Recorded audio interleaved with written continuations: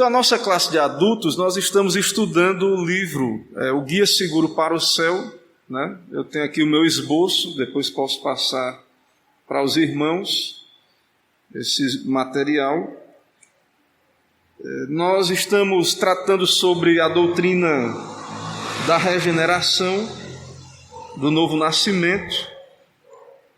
E hoje, irmãos, nesse dia, muitas igrejas, muitos irmãos estão jejuando. Né? Um dia, não só nesse domingo passado também. Depois eu quero trazer uma palavra sobre o jejum, sobre os dias de jejum e ações de graças. E em períodos de calamidade, de doenças, de guerras, é comum os cristãos se humilharem diante de Deus em jejum. Mas o jejum, ele não é só uma dieta ou se abster de alimentos. Ele tem um propósito espiritual. O jejum, ele tem o propósito de mortificar os apetites, a carne, para buscarmos a Deus. Então não adianta jejuar e fazer o que quiser. O propósito do jejum, então, é você ler a Bíblia, orar, meditar. E esse livro, ele é muito bom, muito importante. O que vamos fazer agora é um modelo, é um exemplo de como é importante meditar nas doutrinas. Então, essa aula é tipo uma meditação cristã. Nós vamos meditar nesses temas doutrinários. Então, você vai acompanhar essa aula e ela pode ser muito útil. E é um modelo de exercício espiritual, de meditar. Então, a Bíblia tem temas doutrinários. O tema de hoje que vamos meditar é a miséria dos não convertidos.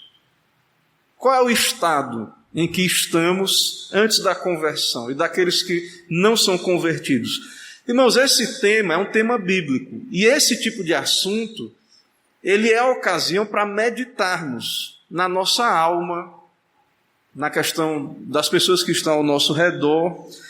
Então, enquanto estamos quebrantados, jejuando, buscando a Deus, é importante pensarmos nesses temas bíblicos, né, na salvação, na evangelização. Então, esse livro ele é muito bom para quem quer meditar, exercitar a meditação espiritual. Também é um livro que pode ser útil para a evangelização. E aí há uma acusação sobre nós, reformados. Vocês creem na eleição. Então, os que vão ser salvos, Deus vai trazer. E aí, vocês não precisam evangelizar, então.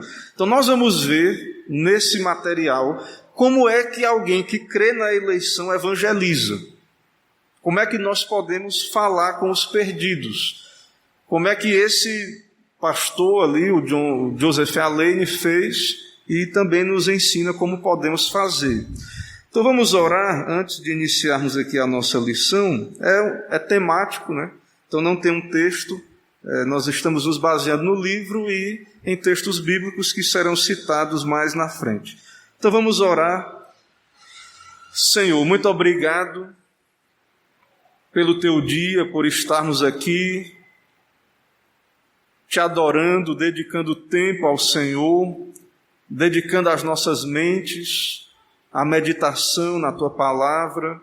Dá-nos o Teu Espírito, recebe esse momento separado como um ato de culto, de adoração, e seja exaltado o Teu nome, ó Pai, em toda a terra, aqui entre nós nesse momento. Fala ao nosso coração, nos ilumina, nos ensina. Que seja o Senhor a ensinar a falar nesta manhã.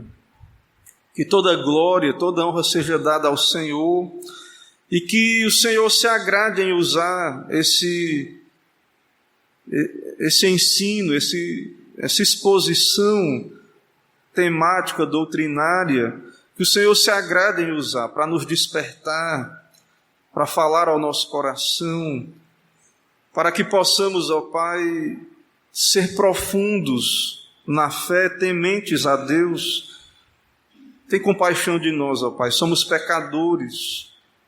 Dá-nos o Teu Espírito, nos lava, nos purifica de todo pecado nos dar ir a Cristo para o perdão e para a salvação. Em nome dele oramos gratos. Amém. Irmãos, então, nós vamos falar nessa manhã da miséria dos não convertidos. Nós vamos ver que esse assunto ele é pouco tratado nos nossos dias, e nós vamos ver também que, na verdade, nós alimentamos mais do que pena, né, dos não convertidos, nós alimentamos, muitas vezes, inveja, né, porque, na verdade, nós não somos muito profundos do que é o estado de não convertido, e, na verdade, o mundo exalta a glória dos não convertidos, né? Eles vivem no mundo, no pecado, e na verdade a nossa época é uma época que é marcada, né? O nosso tempo é um tempo marcado pela glória do homem, e então nós muitas vezes temos o ímpio como modelo para nós. E isso não é só fora da igreja. Nós temos tratado nessa classe que esse assunto, esse texto, ele trata também conosco, que estamos dentro da igreja. E o fato, irmãos, é que não há só não convertidos fora da igreja visível. Nós também que estamos dentro da igreja podemos estar num estado de morte, de miséria. Então nós vamos pensar nessa manhã sobre o que é a miséria dos não convertidos. Mas, primeira pergunta, e falando aqui que eu disse, a evangelização. Pastor, os calvinistas não creem que o homem está morto nos seus delitos e pecados? Do que adianta falar sobre a miséria dos não convertidos? O homem ele tem um coração de pedra. O homem está morto. Ele não quer a Deus, ele não busca a Deus. Não é isso que os reformados pregam, a depravação total, não há quem busque a Deus, não há quem entenda. Então, por que pregar? Por que falar aos homens que eles são miseráveis, né? Se eles não podem se converter? E se a vida é breve, logo mais ela vai passar. Por que perturbar os homens? Falando do pecado. Irmãos, nós vamos ver isso aqui, né? Apesar do homem estar morto nos seus pecados, Deus nos manda pregar o Evangelho. E Deus pode salvar esses pecadores pela sua graça. Então, o nosso papel é pregar, mesmo sabendo que os homens estão mortos espiritualmente. O nosso papel é pregar. O autor no livro, se você ler com atenção o livro, você vai perceber que ele não é ignorante quanto ao estado do pecador. Ele diz no livro: tenho que falar aos que não têm nenhum sentido espiritual. O homem está morto, ele é cego, surdo, ele não tem ouvidos para ouvir, ele não tem olhos que enxerguem espiritualmente. Ele diz aqui no seu material: lastimavelmente, pecadores mortos são como ídolos mudos. Têm bocas, mas não falam. Têm olhos, mas não veem. Têm ouvidos, mas não ouvem. Têm narizes, mas não cheiram. Têm mãos, mas não apalpam. Têm pés, mas não andam. Nem som algum sai de sua garganta. São destituídos de sentimento e de ação espiritual. Então, as coisas de Deus se discernem espiritualmente. 1 Coríntios 2,14. Em Efésios é dito que os homens estão na cegueira dos seus corações. Então, por que pregar a homens cegos, surdos? Por que pregar? Né? Então, alguém pode dizer: vocês que são reformados não deveriam pregar, já que vocês creem que os homens estão mortos nos seus pecados. Agora, você lembra de Jesus quando Lázaro morreu? Jesus vai até Lázaro, ele demora e Lázaro morre. E Jesus é o Deus homem, é o mediador. O que é que Jesus faz ali? Ele grita para Lázaro. Lázaro, vem para fora. E Lázaro já fedia, estava morto. E Lázaro veio. Então, por que nós pregamos? Porque Deus é quem dá vida, não somos nós. E Ele usa a pregação. Então, nós pregamos a mortos mesmo. Nós pregamos a pessoas que não têm capacidade de ouvir as coisas espirituais. Mas nós devemos pregar. Nós vamos ver mais à frente nos pontos que o pecador perdido, ele está debaixo da escravidão do pecado, de Satanás e etc. Nós vamos ver como tudo que prende o homem. Mas mesmo o homem estando morto, ele não deixa de ser homem. Ele não tem ouvidos espirituais, mas ele tem ouvido. Ele tem uma razão ainda. Ele se comporta como animais, né? Porque não tem cuidado do seu bem-estar espiritual, mas os homens continuam tendo responsabilidade, sendo homens. Então nós devemos pregar, porém, um pregador, nós, a igreja, devemos estar conscientes de que os homens são lentos, eles não querem ouvir. Eles estão mortos, como já disse, mas eles são lentos. Mas eles precisam ouvir e ser convencidos. Só quem convence é o Espírito. Mas os pregadores, nós, a igreja, devemos argumentar com os homens. Devemos falar com eles. E falar o quê? O que é que nós devemos falar? Sobre o céu, o inferno, o estado do pecador enquanto ele não se converter. Esses temas são bíblicos. E esses assuntos, com a bênção de Deus, podem ser instrumentos para a conversão de pecadores. Então pense num pecador que não está nem aí para Deus. Mas ele é ignorante, ele não conhece a Bíblia. Ele não sabe para onde ele está indo, a consequência do seu pecado. Então, por mais que ele esteja morto espiritualmente, se ele tivesse um conhecimento do céu, do inferno, do pecado, pode ser que isso o afetasse em alguma medida. Se não para que ele fosse convertido, em primeiro lugar, mas para que ele tivesse desejo de conhecer mais, ficar atento. E sendo um eleito, quem sabe, Deus o atraindo, quem sabe ele viesse até mesmo a se converter. Então, conhecer, ouvir, é o primeiro passo. É por isso que vamos falar desse assunto, certo? O conhecimento não salva, se não for a bênção de Deus, mas ele é o primeiro passo. Então nós temos que pregar o Evangelho, meditar nessas realidades, certo? Então, precisamos falar aos homens sobre Deus, quem é Deus, sobre a justiça de Deus, de que Deus está irado com o pecado, né? Então temos que falar aos homens. Por que é que os homens então não querem ouvir? Mas pastor, o nosso país é cristão, temos Bíblia, os pregadores estão pregando. Por que é que os pecadores não querem ouvir? Irmãos, hoje nós vivemos numa época terrível. O diabo, Satanás é uma realidade, nós vamos tratar disso mais à frente, com mais detalhes. Mas nós vivemos numa época de entretenimento, certo? Vivemos numa época de prazeres. E essas coisas abafam a nossa consciência. Nós somos rasos, nós meditamos pouco. Estou falando de todos nós, estou falando só das pessoas lá fora não, estou falando da igreja, nós que somos crentes.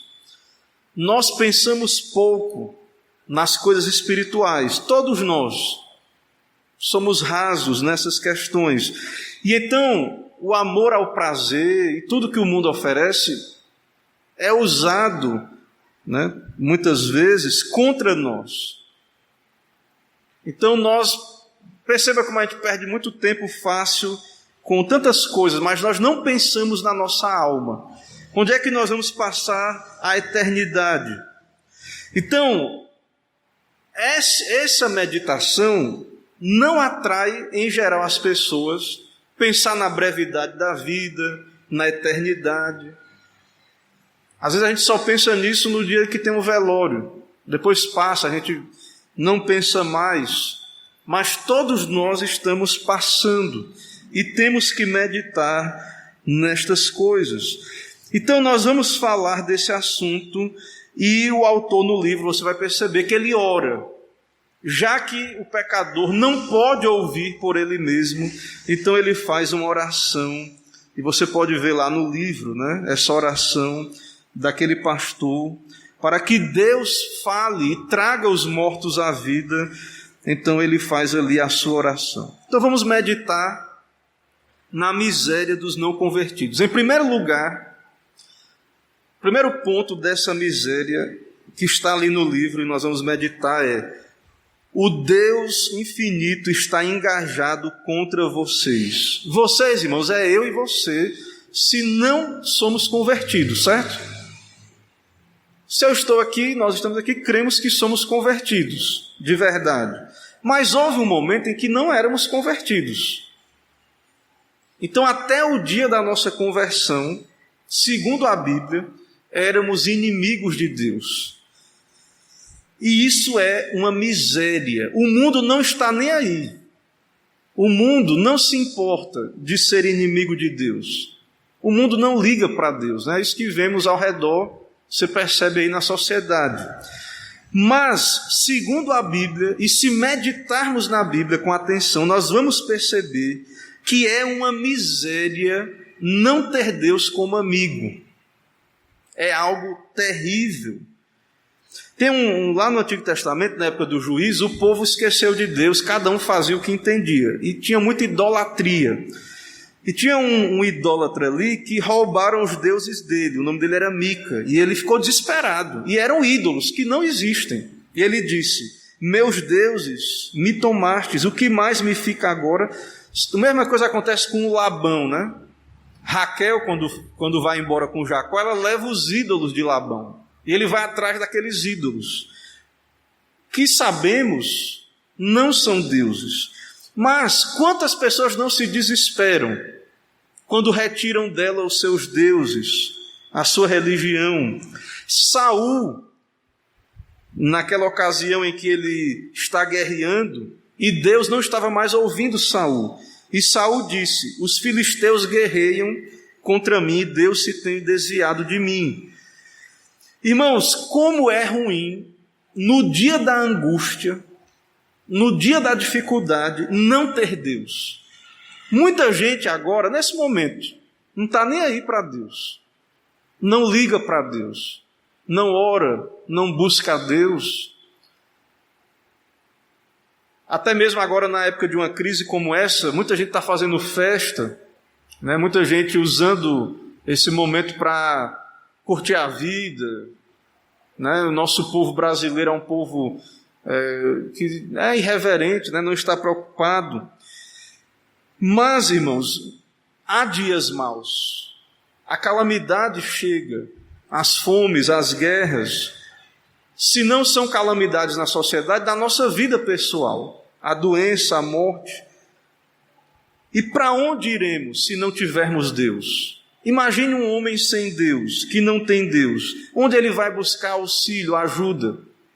Quem pode o socorrer no dia da visitação do Senhor, quando o próprio Deus pune? Então, o homem sem Deus, ele está num estado miserável. Ele não tem a quem recorrer. E estamos falando agora aqui do Deus da Bíblia, que é o Deus verdadeiro. Irmãos, o homem que não busca a Deus, que não é convertido, que não é amigo de Deus, não adianta, se ele não se arrepender de verdade, né, ele não vai ter um Deus a quem recorrer. E no dia que Deus o visitar, há vários textos na Bíblia, lá em Provérbios você vai ver que os zombadores, Deus vai se rir deles. Esses que acham que vão poder buscar a Deus só na hora da dificuldade ali. No dia que o Senhor Jesus voltar, o próprio Senhor Jesus disse, Mateus 7:23, muitos vão dizer: Senhor, em teu nome expulsamos demônios, fizemos curas, E ele vai dizer: nunca vos conheci, apartai-vos de mim, vós que praticais a iniquidade. Quem são estes? Pessoas que eram não regeneradas, inimigas de Deus, e que naquele dia vão estar pedindo a ajuda de Deus, mas vai ser tarde. Então, não ter Deus é uma miséria, não é, uma miséria pequena, e estamos falando especialmente de não ter o Deus Criador, o Deus que nos fez. Nós somos feitura dele, ele nos criou, a sua imagem. Ele, pelo seu poder, ele criou todas as coisas. Nós vamos ver aqui os atributos de Deus aplicados a essa miséria mais à frente. Acompanhe que vamos chegar lá. Então, não ter um Deus a quem recorrer é uma miséria. Um homem santo disse: deixe-me ter Deus ou nada ter. Perder dinheiro é ruim. Perder a saúde também, mas não ter Deus é terrível, certo? Então, o homem sem Deus é miserável. Agora, vamos seguindo, aqui é só o começo. Veja bem, o problema do homem sem Deus não é só não ter Deus, isso é grave. Mas segundo a Bíblia, o homem sem Deus, Deus está contra ele. Deus não está neutro.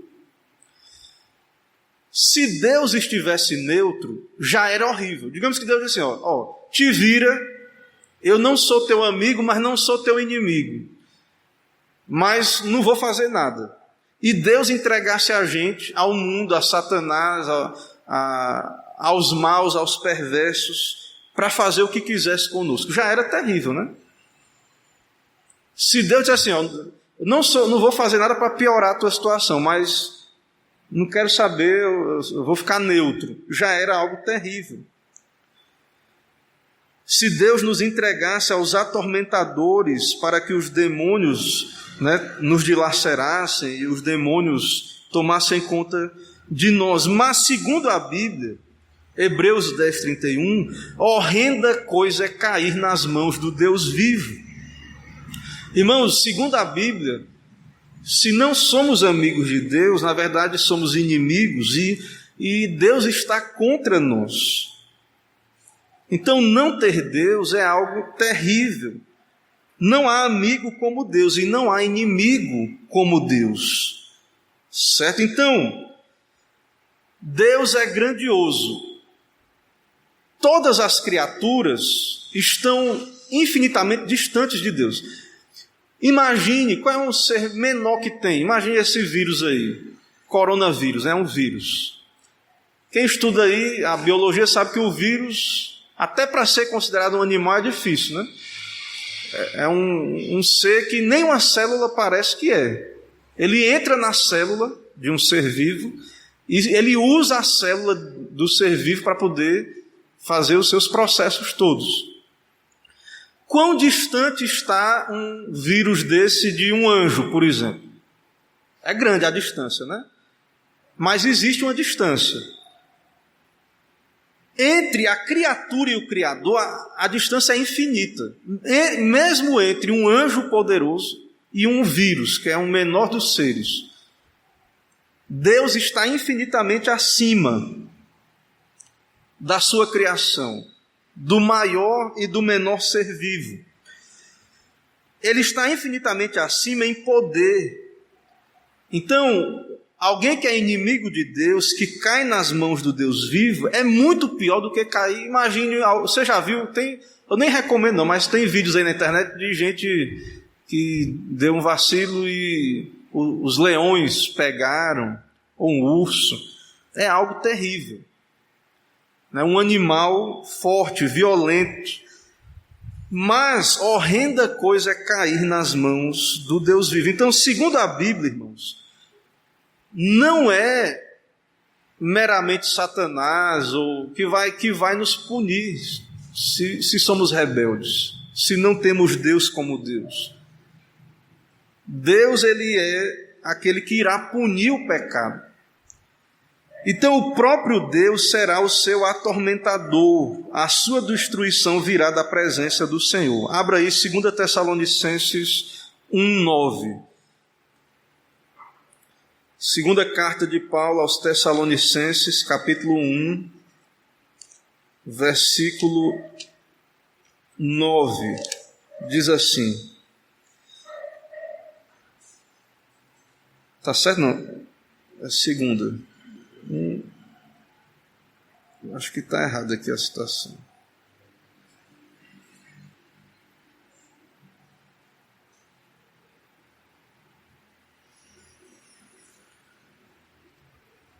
Eu acho que está errado aqui a anotação. Tá certo? 2 Tessalonicenses 1:9. Isso, está certo, perdão. Estes sofrerão penalidade de eterna destruição, banidos da face do Senhor e da glória do seu poder. Então, segundo a Bíblia e várias referências, a condenação vem do próprio Deus, não é o diabo que é o atormentador. E parte dessa condenação é ser banido da presença do Senhor. Então, irmãos, quando o homem peca contra o Estado ou contra o homem, né? Às vezes a gente vai lá no tribunal, tem uma multa, paga uma dívida, mas pecando o homem contra Deus, como é que vamos pagar a nossa dívida diante do Senhor? Como é que vamos nos livrar das mãos de Deus? Então, é algo terrível que a Bíblia descreve, e essa é a condição daquele que não é regenerado, aquele que não é salvo por meio de Cristo. Então, os pecadores precisam ouvir isso. Nós temos que pregar essas verdades aos pecadores. Mas por que pregamos isso? Né? Porque não é bom ouvir isso. Né? Na verdade, parece até um quadro meio de terror, sem esperança, se olharmos assim. Irmãos, nós pregamos isso porque há um remédio. O pecador, ele está sendo chamado ao arrependimento. Ele não precisa experimentar na sua pele, né, essa condenação terrível, se ele se arrepender, se ele renunciar aos seus pecados. Então, nós pregamos essas verdades terríveis, porque a Bíblia prega, é bíblico, e na esperança de que o pecador se arrependa. Então, por isso pregamos. Se não houvesse um evangelho, então não haveria esperança, mas nós pregamos por conta disso. Então, vamos continuar vendo aqui essa questão da inimizade de Deus, do homem contra Deus, de Deus contra o homem. O autor ele vai citar vários atributos de Deus que estão contra nós, enquanto não somos convertidos. A face de Deus está contra nós. É o primeiro ponto, né, que ele coloca aí. O coração de Deus está contra nós. A santidade, a justiça de Deus está contra nós. Lá no profeta Jeremias, Deus diz que, ali daquele povo, que ainda que Moisés, acho que é Daniel, intercedesse, Deus não ouviria.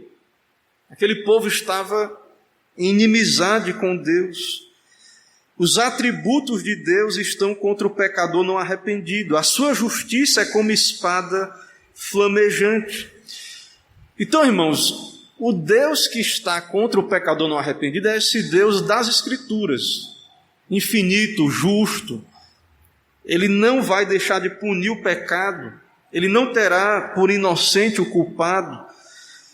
Então, a Bíblia fala de ira de Deus, santidade de Deus, justiça de Deus. Então, tudo isso está contra o pecador não arrependido, certo? Então, imagine esses atributos infinitos, a ira infinita, a justiça infinita. Então, irmãos, essa mensagem está na Bíblia. Essa mensagem está nas Escrituras.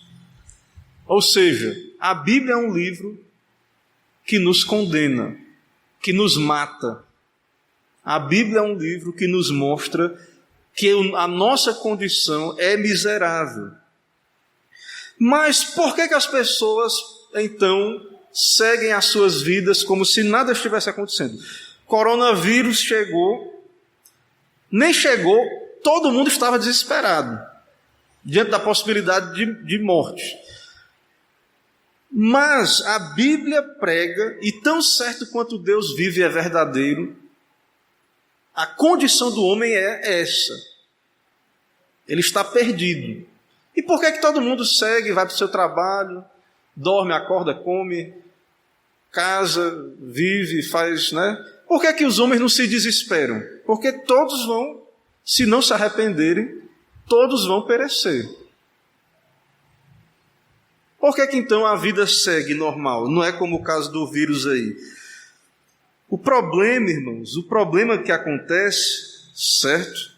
O problema que acontece é que Satanás, ele persuade a alma de que está tudo bem. O próprio coração que nós vamos ver mais na frente, pecaminoso, o próprio pecador, o coração enganoso, não leva a sério. Não, Deus, no final, Deus vai dar certo, Deus é misericordioso. Mas quando um pecador começa a olhar para essas questões de modo sério, isso é terrível, isso abala o seu coração. Mas Satanás, ele tenta impedir isso. Veja que a morte física, um vírus, algo muito menor, abala as pessoas. As pessoas têm medo, né, de morrer fisicamente, da perca financeira e tantas coisas. Então, a justiça de Deus é muito mais terrível do que esse vírus. Podemos morrer, vamos morrer em algum momento. Mas o pior é morrer sem Deus, em inimizade com Deus. A justiça de Deus diz: a indignação e a ira, tribulação e angústia virão sobre toda a alma de todo homem que pratica o mal. Romanos 2, 8-9. A palavra de Deus amaldiçoa todo aquele que não permanecer todas as coisas escritas no livro da lei, Gálatas 3:10. Então a palavra de Deus está aí, e ela proclama juízos, maldições terríveis sobre a humanidade, sobre todos nós, se não nos arrependermos. Todos que estão fora de Cristo. Certo? Mas as pessoas não estão nem aí para as suas almas, para a eternidade. E nós também somos assim por natureza. Não levamos muito a sério. Isso não nos move, não nos mexe. A gente às vezes ouve uma pregação, aí depois volta à vida normal e esquece disso. A gente olha para as pessoas que são almas eternas e esquece disso. Então, a justiça de Deus, né, é terrível. Imagine, quem é que gosta de ficar devendo? Ninguém, né? Imagine que você esteja devendo um monte de dinheiro. Aí aparece o credor na porta da sua casa para lhe cobrar. Você vai gostar dessa visão? Você está devendo o dinheirão, aí chega lá a pessoa para lhe cobrar. É terrível, né? O banco, o juiz. Muito pior é dever a Deus. E a nossa dívida diante de Deus é enorme, é grandiosa. A nossa culpa diante da justiça de Deus é enorme. Então, muito pior é Deus. A Bíblia diz, Mateus 22:13, amarrai-o de pés e mãos, levai-o, lançai-o nas trevas exteriores. Ali haverá pranto e ranger de dentes. Também diz, apartai-vos de mim, malditos, para o fogo eterno. Então, o fim daqueles que não se arrependem é deplorável, é uma dívida impagável, eterna. Mas, irmãos, parece que isso não mexe com o coração dos pecadores. Então, nós seremos julgados pela Bíblia, pela lei. O padrão que Deus vai usar para nos julgar é a palavra. Claro que em Cristo temos a justiça dele, o perdão por meio das suas obras, por meio da sua morte. O sangue de Cristo cobre os nossos pecados. Mas se não estamos em Cristo, Deus vai nos julgar segundo a lei. E nós vamos ver que Isso é terrível. A santidade de Deus está contra o pecador que não tem Cristo. O que é a santidade de Deus? Deus é puro. E nós somos impuros, pecadores. Então, sem Cristo, quando Deus olha para nós, Ele tem desprazer em nós. Nós somos impuros, imundos na sua presença. Então, o que Deus vê em nós é impureza, pecado. O poder de Deus está apontado contra nós. Tudo isso aqui é a miséria do homem sem Deus. Viu? Deus é inimigo e todos os atributos de Deus estão contra o homem.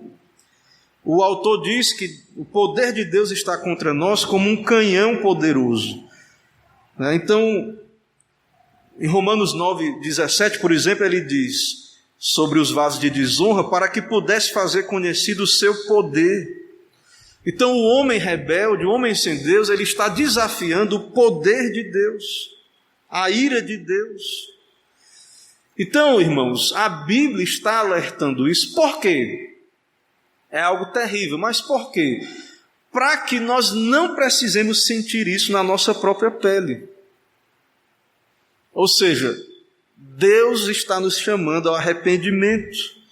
Deus quer que nós vivamos. Deus não tem prazer na morte do ímpio, mas em que ele se arrependa e viva. Mas Deus está argumentando.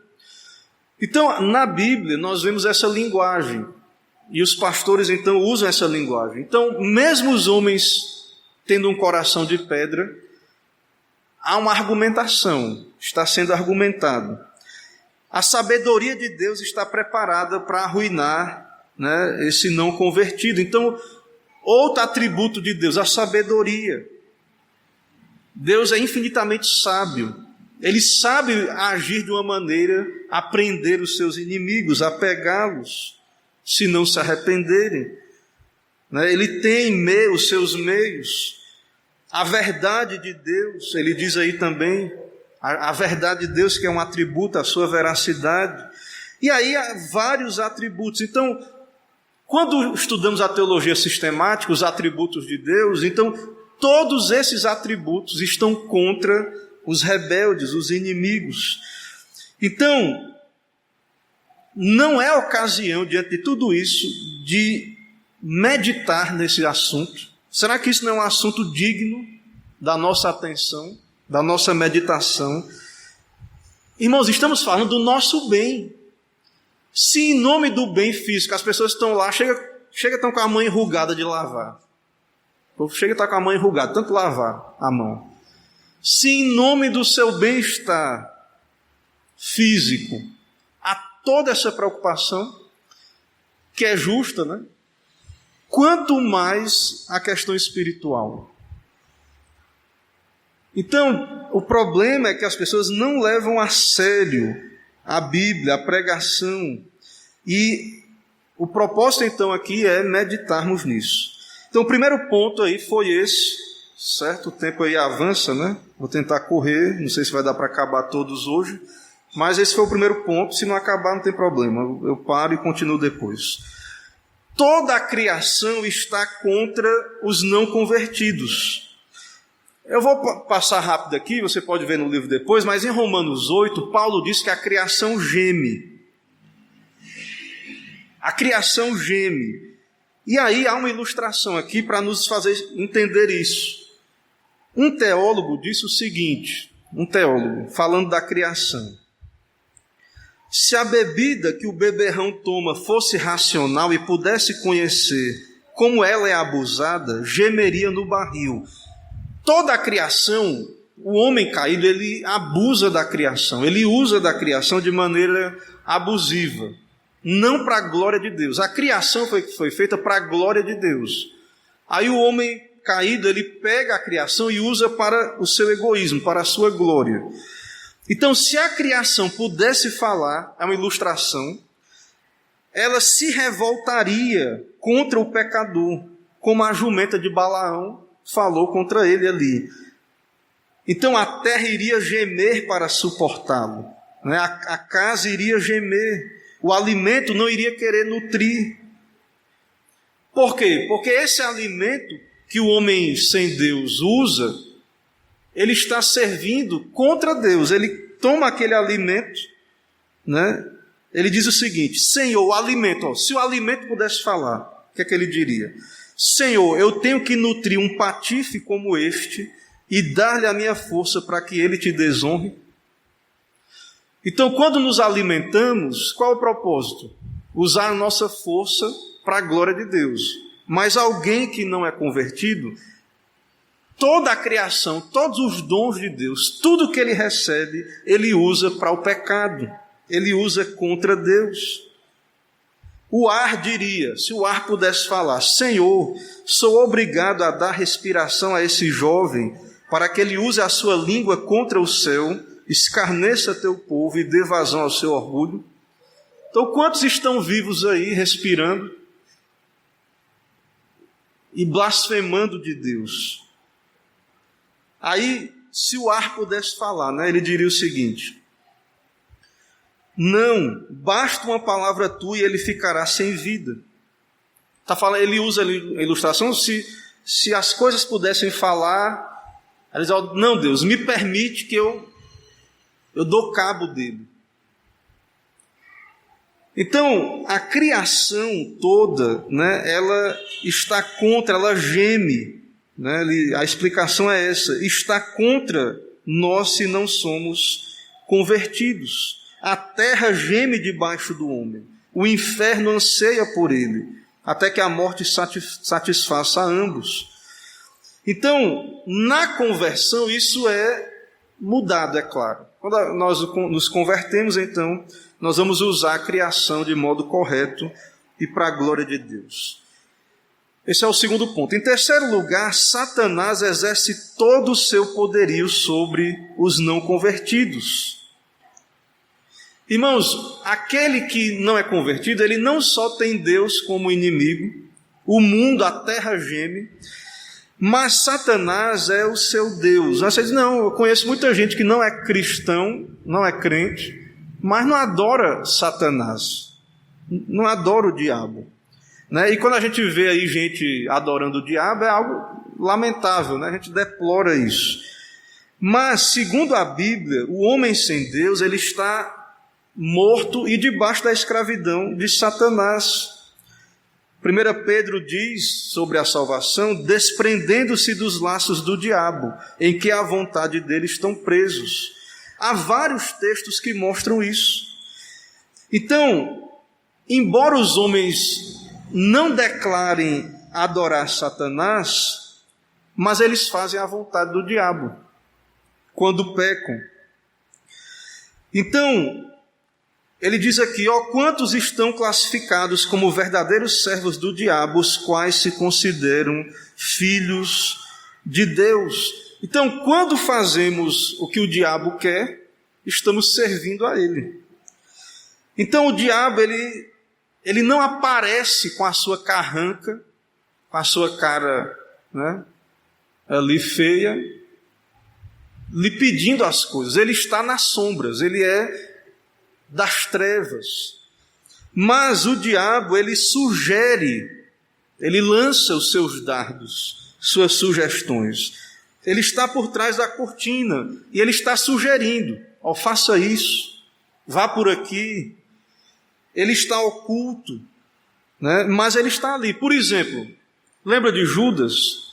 Judas vendeu, ele traiu a Cristo e ele vendeu por moedas. Quem estava operando nele era o diabo, mas ele estava interessado no dinheiro, porque era ladrão. Então, da perspectiva humana, ele estava procurando vantagens, mas ele estava servindo ao diabo, quer ele soubesse disso ou não.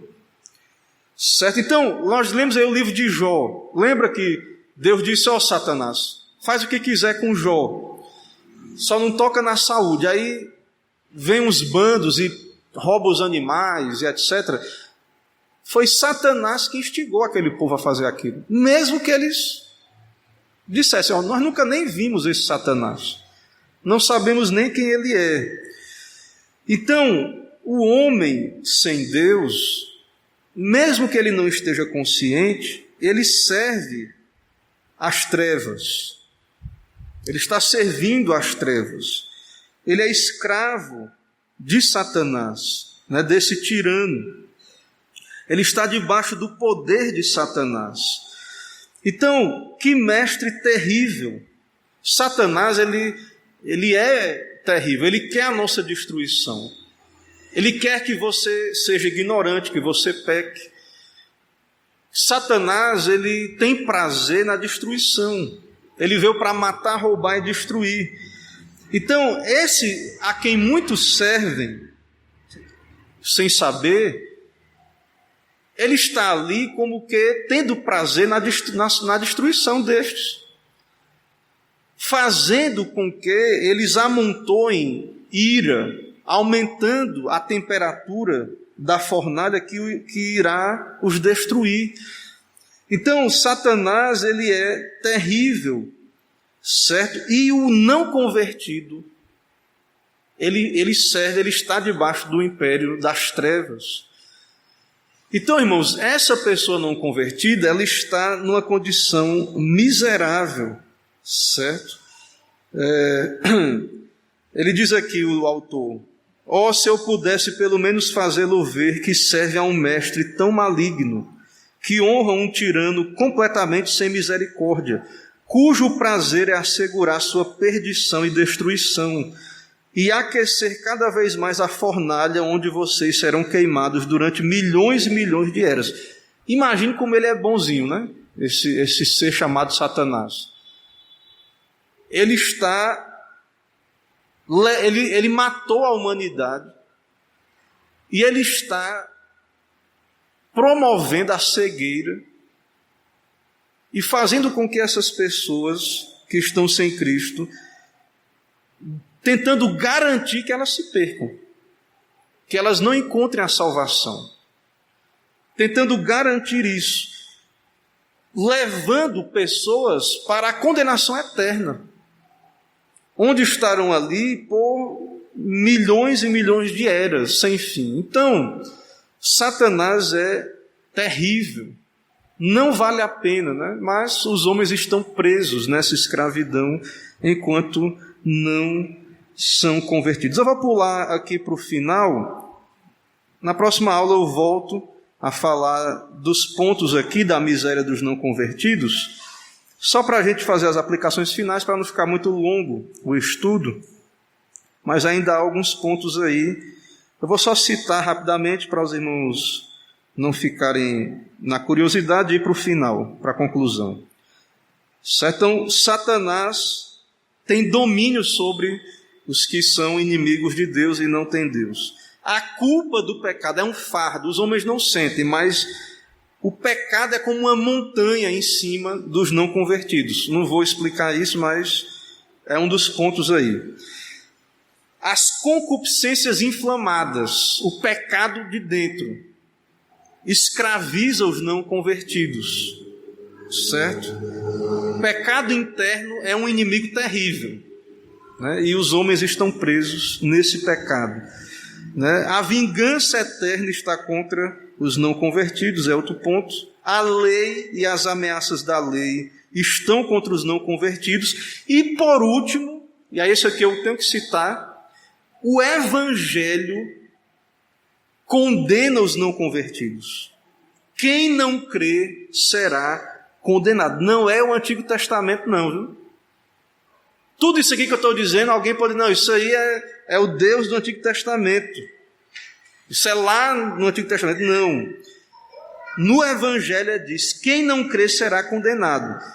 Jesus diz, se não vos arrependerdes, todos de igual modo perecereis. Aquele que não crê, a ira de Deus permanece sobre ele. Quebrando alguém a lei de Moisés, morre sem misericórdia. De quanto maior castigo cuidai-vos será quanto maior castigo cuidai-vos será julgado merecedor aquele que pisar o Filho de Deus. Então, no Novo Testamento há várias passagens que proclamam a condenação daqueles que são não convertidos. Então, o não convertido pode ter dinheiro, pode ter um sorrisão desse tamanho na cara, viver feliz, da perspectiva terrena, ter prazer. Irmãos, não se iludam. a mensagem que temos aqui, que estamos estudando, não nos deixemos iludir, enganar, fascinar. O homem sem Deus, ele é miserável. Ele é digno de pena, não da nossa inveja, mas é digno de pena. Ele pode ser destacado na vida, ele pode ser o que for. Ele é um miserável, é isso que vemos na palavra de Deus. Então, por que os homens não fazem nada diante disso? Por que os homens não fazem nada? Porque estão mortos, já tratamos disso no começo, certo? Então, o pecado embruteceu os pecadores. Os pecadores ouvem, até entendem o argumento, aquilo que estamos argumentando, mas não fazem nada. Isso mostra a gravidade do pecado, o que o pecado causou. Então, nós que somos reformados devemos pregar essas verdades, mas só Deus pode converter o pecador. Mas o nosso papel é apelar aos pecadores. Aí está o apelo, O sistema não é um sistema de apelo, mas aí está o apelo. E esse apelo é em nome dos seus interesses, dos meus, de toda a humanidade. Especialmente nesse momento aos que não são convertidos ainda.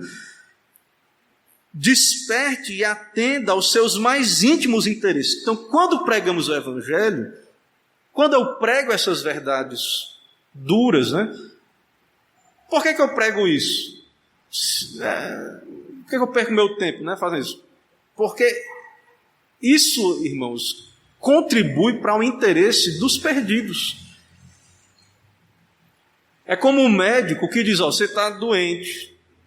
A pessoa tem que saber que está doente, senão ela não vai procurar o remédio.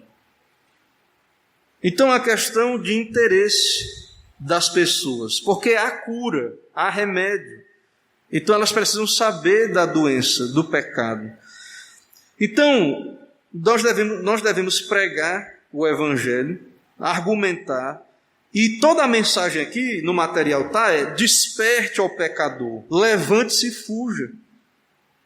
Há uma porta estreita, há um caminho de fuga, o novo nascimento, nascer de novo.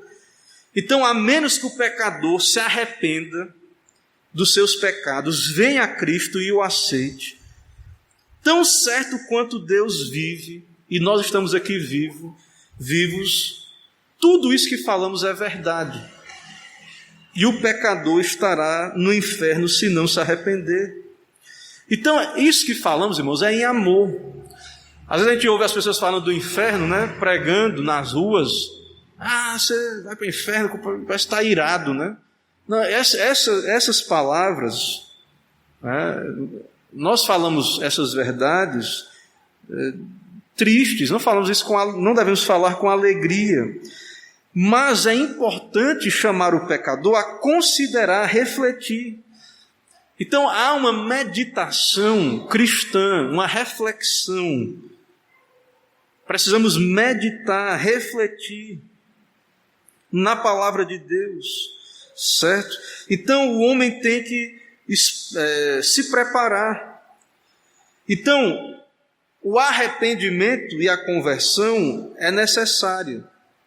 E ela é possível. O arrependimento e a conversão é possível pela obra do Espírito Santo. E o perdão e a salvação. Isaías 55, 6-7 diz: buscai o Senhor enquanto se pode achar, invocai-o enquanto está perto, deixa o ímpio o seu caminho, e o homem maligno os seus pensamentos, e se converta ao Senhor, que se compadecerá dele. Torne para o nosso Deus, porque é grandioso em perdoar. Então, meus irmãos, meditação, Vamos usar esse estudo aqui do livro para meditar na nossa alma. Nós que já somos crentes, podemos também perceber que somos superficiais, mesmo nós crentes. Mesmo que a nossa consciência diga, não, eu sou salvo, eu já me arrependi, eu já nasci de novo. Mas, irmãos, percebamos, né, que estamos lidando com assuntos muito sérios, né, com um Deus santo. E percebamos que há uma urgência muito maior do que a descoberta da vacina para o coronavírus. Há uma urgência de que os homens se arrependam.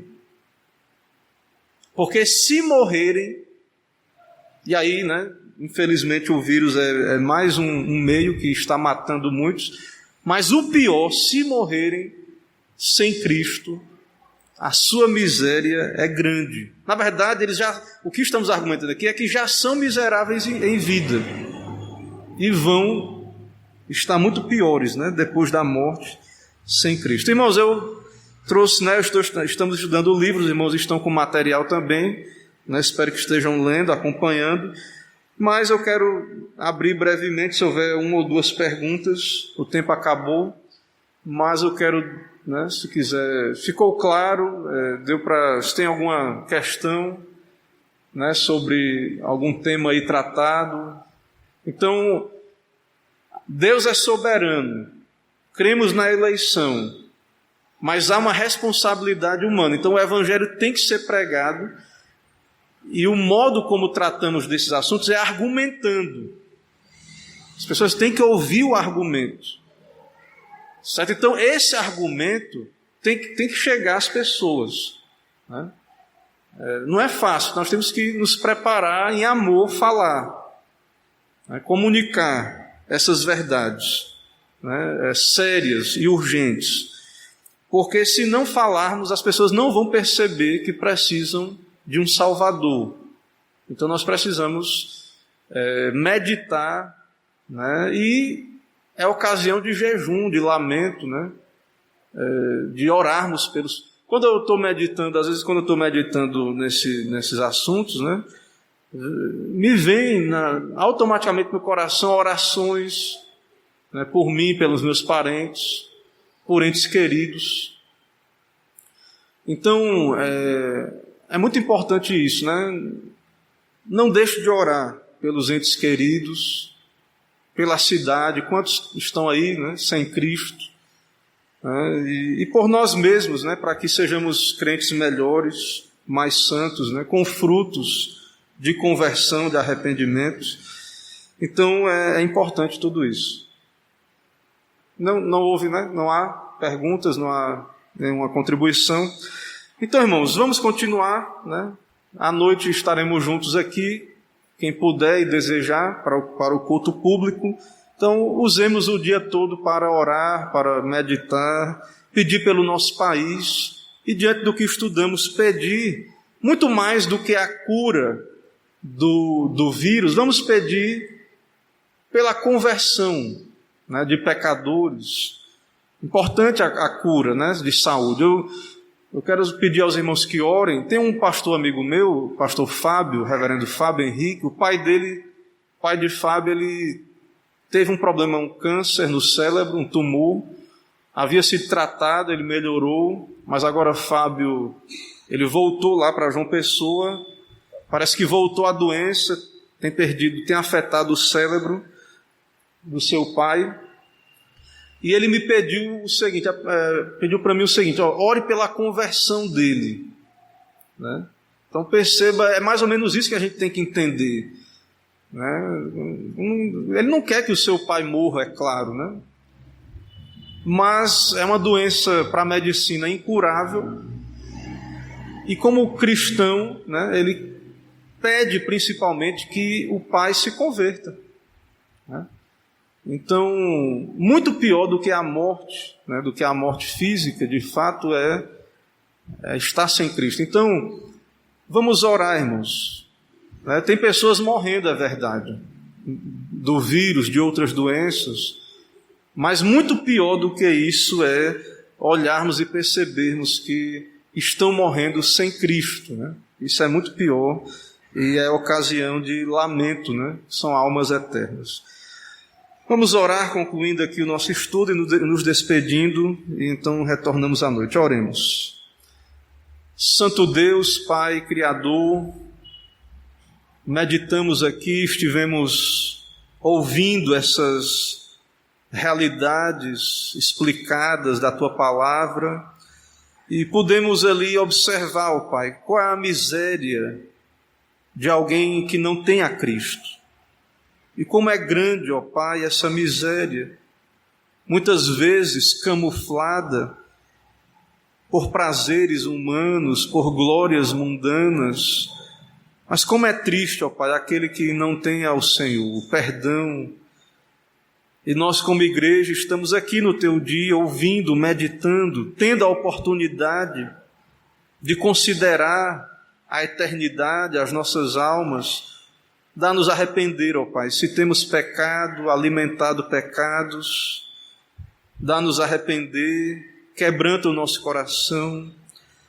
E oramos também, ó Pai, por aqueles que estão distantes de Cristo, do Evangelho, rebeldes, servindo a Satanás, em estado de miséria espiritual, não tem Deus, a um passo de sua condenação, caso morram, estão perdidos.